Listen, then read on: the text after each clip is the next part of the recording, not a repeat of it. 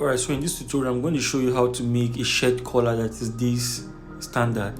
Alright, so first of all, you fold your collar stay or collar gum into two like so, and then you get a straight line along this side, and the collar we are going to cut is 19.5. so you divide 19.5 by 2 and then you put it here, and then from that point you go up by 3/4.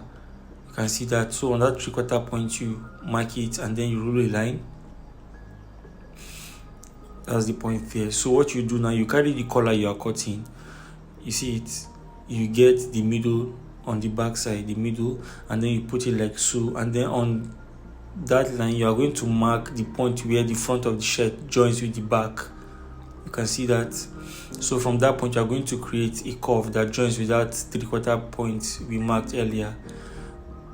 So on this line, you're going to mark the size of your collar stand. You know, a shirt collar is a 2-piece collar, so you're going to mark the collar stand before you do the collar spread. So this is the collar stand, and then you connect all the lines you created, and then on this part you go in by 3/4. From that 3/4 you create a curve freehand, or you use a curve. You can use a curve. You can see that it's the same. My freehand and the curve is the same thing at the end of the day. So what I'm going to do is I will mark that point clearly, and then I can cut. So when I get to that 3/4 mark, I'll stop few points away. I'm not cutting it off completely. You can see that it's still hanging. So I'll bend it this way, make sure it aligns with here. It's not like this or like this, is straight.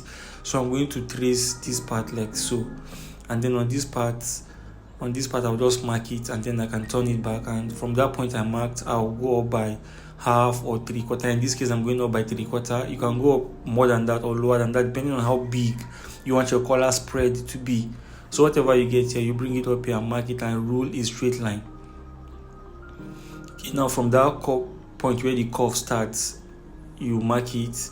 That's where your collar will start getting a curve from. You can see that. Now from this point you can style your collar depending on the type of collar you want. For me, I want my collar to be a little bit slanted inside like this, and this is the type of collar I want. You can see that. Now we can just go ahead and cut it off and notch the middle part. You can see that. So we can cut off this part. This part is useless, you don't need it. Notch this part as well, because it will give us a clue to know where we will join from when we are sewing. Now after this, this is how to cut your collar stand and your collar spread. So this is it. Thank you for watching.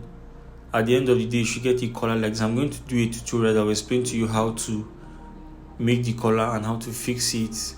Peace and love. Thank you.